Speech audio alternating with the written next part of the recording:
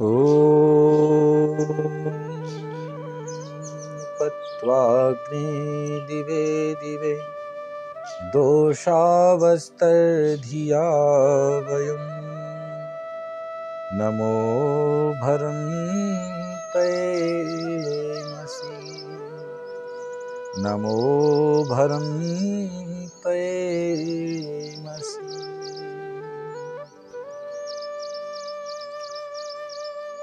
धर्म प्रेमी सज्जनों, पूजा की योग भंजनीय मातृशक्ति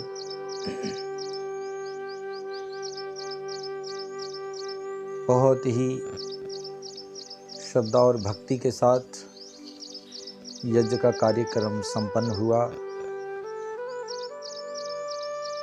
निवेदन करना चाहता हूँ, परमपिता परमात्मा की सृष्टि में सबसे महत्वपूर्ण और सबसे योग्य मनुष्य को चुना। जिस मनुष्य को जन्म दिया परमपिता परमात्मा ने, तो साथ में उसे बुद्धि भी दी और बुद्धि देकर परमपिता परमात्मा ने और भी न्याय किया। सारी इंद्रियां दी, देखने को आंख दी, सुनने को कान दिए और करने को हाथ दिए, चलने को पैर दिए। मनुष्य ने परमात्मा की दी हुई व्यवस्था को संभालने का काम किया और इस धरती पर स्वर्ग हो गया। सारी व्यवस्थाओं को संभाला, हर संस्कृति को संभाला, हर संस्कृति को बड़े ही अच्छे ढंग से और उसमें रस उत्पन्न करके, उसमें खुशियां उत्पन्न करके, उसमें भक्ति उत्पन्न करके सारे कार्यों को किया। वही मनुष्य जब धन का लालच उसे लगा, तब उसने अपनी बनाई हुई व्यवस्था को, अपने बनाए हुए स्वर्ग जैसी संस्कृति को धीरे धीरे उजाड़ना शुरू कर दिया और संस्कृति उजड़ती चली गई और व्यवस्थाएं भी बिगड़ती चली गई।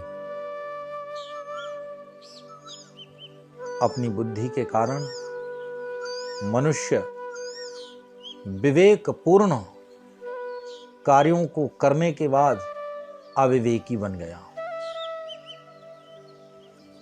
प्रकृति को नष्ट करना शुरू कर दिया, प्रकृति का विनाश करना शुरू कर दिया और धीरे धीरे यहाँ तक ये चरम सीमा पर पहुँच चुकी है व्यवस्था कि अब हम देख रहे हैं जगह जगह पर भूकंप आ रहे हैं, जगह जगह बाढ़ आ रही है, तूफान आ रहे हैं।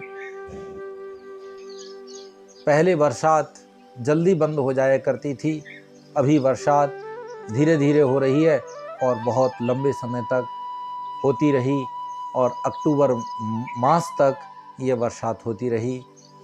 आप देख रहे हैं इनका कारण, इसका जिम्मेदार कौन है? इसके जिम्मेदार मनुष्य है। वह मनुष्य जो स्वार्थ में लिप्त होकर अपनी केवल स्वार्थंधता के कारण अपनी व्यवस्थाओं को बनाने में लग जाता है और उसे किसी प्रकृति से और किसी व्यवस्था और किसी संस्कृति से लेना देना नहीं है। आज हम देख रहे हैं ऐसी व्यवस्था जहां पर किसी भी मनुष्य के पास कितना भी धन है, उसके बाद भी वो सुखी नहीं है। किसी व्यक्ति के पास बहुत ढेर सारी प्रॉपर्टी है उसके बाद भी उसमें वो अनाज ढंग से उगा नहीं पा रहा। ये मनुष्य ने अपनी दुष्ट बुद्धि के कारण सारी प्रकृति को, सारी सृष्टि को ठेस पहुंचा दी है। प्यारे बंधु, विचार करना होगा। यदि विचार नहीं किया, यदि अभी भी नहीं सोचा, तो सारा ब्रह्मांड तहस नहस हो जाएगा, सारी पृथ्वी तहस नहस हो जाएगी और यहाँ पर जीवन जीना मुश्किल हो जाएगा। अभी कुछ सांसें आ तो रही हैं, जिन सांसों के कारण केवल हम 100 वर्षों की आयु खोकर 60 वर्ष की आयु में बुढ़े होकर मर जा रहे हैं। आने वाले समय में तमाम प्रकार की बीमारियां इस धरती से उत्पन्न होंगी और ऑक्सीजन की कमी हो जाएगी और मनुष्यों के शरीर में विटामिनों की कमी होगी, रोग बढ़ते जाएंगे, कार्बन डाइऑक्साइड ज़्यादा बढ़ जाएगी। उसके बाद मनुष्य जल्दी से जल्दी और 60 वर्ष भी नहीं बल्कि 40 वर्ष में बूढ़ा होकर मरना शुरू हो जाएगा। अपने ही हाथों हमने महल खड़ा किया और अपने हाथों से उसे गिराने का प्रयास कर रहे हैं। जरा सोचो, अगर हम इसी व्यवस्था के अनुकूल जीते रहे तो फिर इस धरती पर जीवन संभव नहीं हो सकता। विचार करो, ये थोड़ा सा जीवन है, इस थोड़े से जीवन में आप थोड़ी खुशियां बटोरना चाहते हो, थोड़ी सुख और समृद्धि प्राप्त करना चाहते हो, तो आओ वेदों की ओर लौटो। वेद आपको मार्ग बताएंगे, वेद आपको वह रास्ता बताएंगे जिस रास्ते में आपको सुख, समृद्धि और आयु मिलेगी। आज ही संकल्प ले लो कि हमें वेद के रास्ते को चुनना है। वेदो अखिलो धर्म मूलम, वेद सभी धर्मों का मूल है। जो वेद को पढ़ लेगा, जो वेद को जान लेगा, उसके जीवन में विद जाने विद लावे विद सत्तायाम सारी चीज़ें उसे प्राप्त हो जाएंगी। उससे कोई भी चीज़ बचेगी नहीं। सारी वस्तुओं की प्राप्ति, सारे सुखों की प्राप्ति और उसके जीवन में स्वर्ग की झांकी निकलेगी।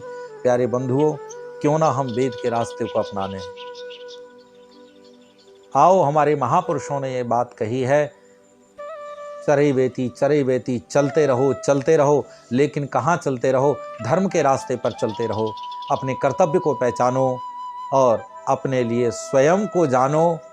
जब तक आप स्वयं को नहीं पहचानेंगे तब तक आप धर्म को नहीं पहचानेंगे, और यदि आपने धर्म को नहीं पहचाना तो कर्तव्य विहीन हो जाएंगे, और यदि कर्तव्य विहीन हो गए वो व्यक्ति पशु के समान हो जाएगा। क्योंकि कहा है, साहित्य संगीत कला विहीना साक्षात पशु पुच्छ विषाणहीना। जिसके जीवन में साहित्य नहीं होता, जिसके जीवन में वेद नहीं होता, जिसके जीवन में ज्ञान नहीं होता, उसका जीवन निरर्थक है, सार्थक नहीं होता। अपने जीवन को यदि सार्थक करना है और अपने जीवन में सुख, शांति और समृद्धि को प्राप्त करना है, तो मैं अधिक ना कहता हुआ आपसे एक ही बात कहूँगा कि वेदों की ओर लौटो। वेद कहता है यज्ञ करो, हवन करो। हवन से क्या लाभ मिलेगा, इसको यदि जानना है तो अगले प्रवचन में मेरी बात अवश्य सुनना।